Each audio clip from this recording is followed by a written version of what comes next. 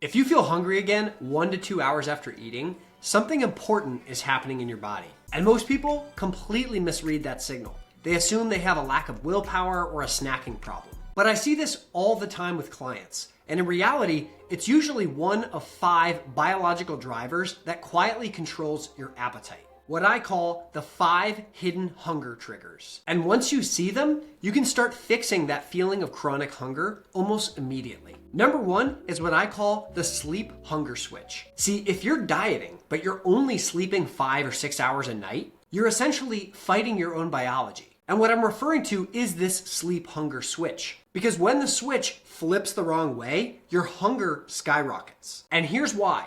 Sleep directly controls 2 hormones that help regulate your appetite. You have ghrelin, the hormone that turns hunger on, and then you have leptin, the hormone that turns hunger off.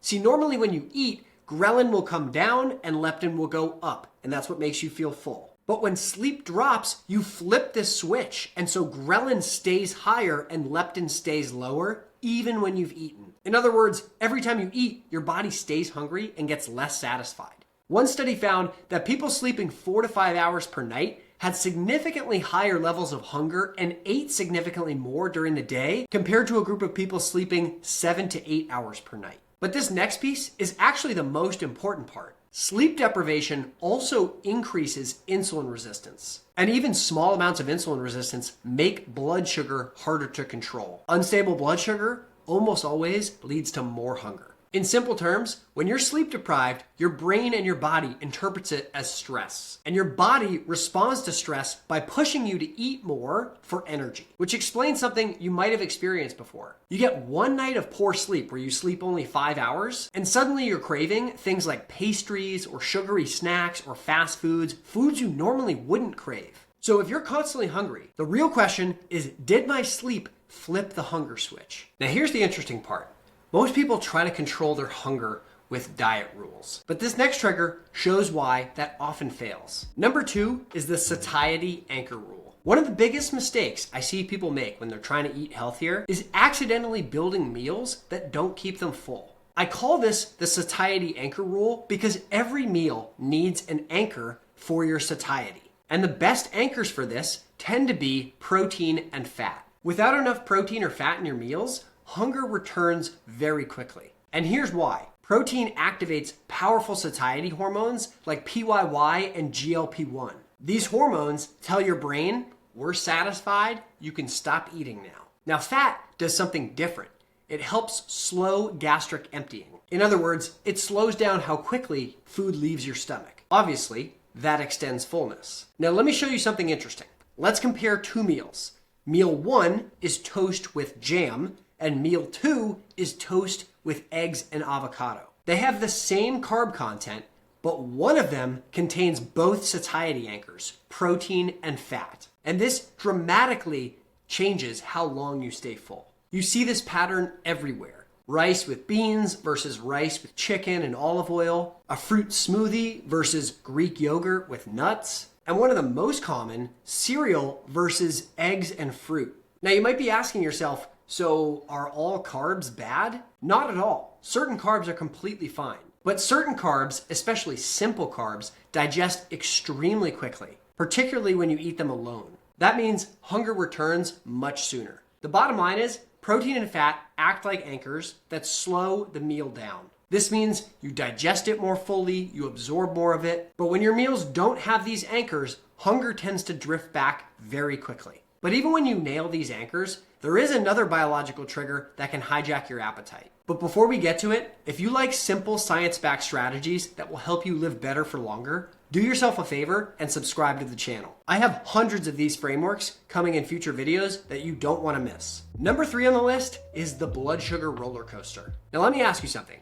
Have you ever had the experience of eating a relatively big meal, but then feeling extremely hungry only an hour later? You're probably thinking, yes, and it makes absolutely no sense. But the truth is, that's probably not actual hunger. It's what I call the blood sugar roller coaster. Here's the pattern.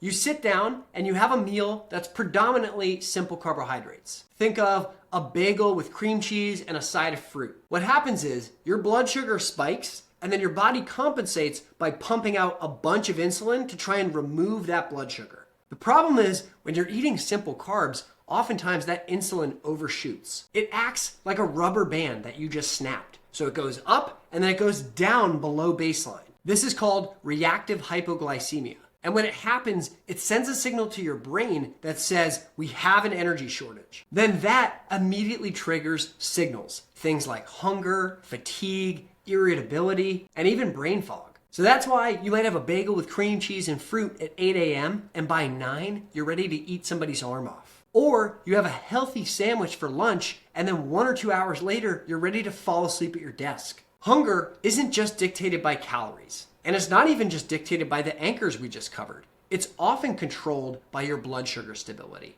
So when your blood sugar swings wildly and you snap that insulin rubber band, you're riding the roller coaster and then your body is sending your brain the message that it needs more fuel. When blood sugar stays more steady, your hunger stays much quieter. Now here's where things get even more interesting.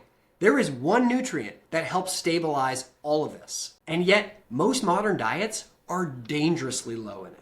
Number 4 is what I call the fiber break. Fiber might just be the most underrated hunger regulator in nutrition because fiber literally slows your entire digestive system down. It slows down digestion itself, it slows glucose absorption, and it stabilizes your blood sugar. Now all of this significantly improves your hunger signals. The problem is most modern diets are dangerously low in fiber. People have fruit juice instead of whole fruit. People have white rice instead of brown or black rice. Or people have granola bars that have fiber added back into it, but it's the processed kind of fiber that doesn't have the same impact as whole fiber. When food is refined, the fiber is removed and destroyed, which means that food digests much faster. That leads to bigger blood sugar spikes, faster crashes, and hunger snapping back sooner. The fiber that you find in unprocessed whole foods acts like a slow release timer, whereas refined foods act more like quick bursts of energy that then crash out.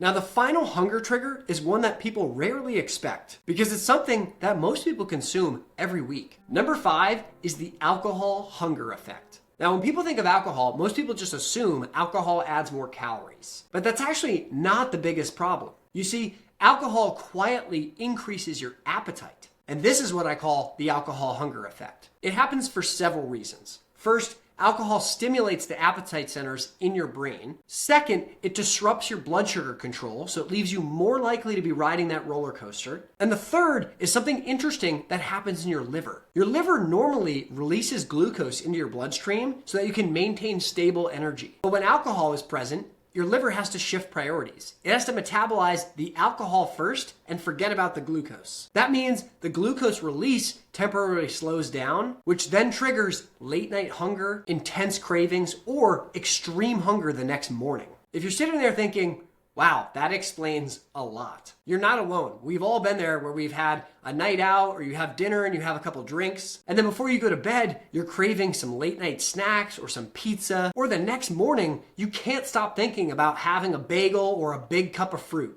And you might be thinking to yourself, why is my willpower so bad right now? But this has nothing to do with willpower. This is biology. And now you know there are multiple mechanisms by which alcohol amplifies hunger signals. Your appetite is controlled by a complex system, one that involves hormones, blood sugar regulation, sleep, digestion, even brain signaling. Now, when those systems are stable because you're prioritizing the right inputs, hunger becomes much more predictable and much more manageable. But when those systems start to break down, your brain receives louder hunger signals, which makes dieting feel almost impossible. So the real solution isn't forcing discipline. It's using the following action plan to fix what I call your hunger control system. And here's a way to stabilize it in 5 steps. Number 1, protect your sleep. Aim for 7 to 8 hours per night. And now you know why. Sleep resets the hormones that control your appetite. Number 2, anchor every meal with protein. Eggs, fish, chicken, Greek yogurt, tofu, legumes.